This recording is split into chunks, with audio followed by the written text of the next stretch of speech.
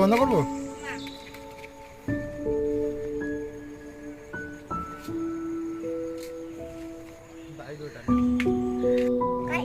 রিওয়াজ কোথা দিয়েছিলে?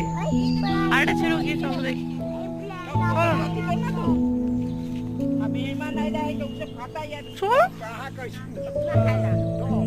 আপনি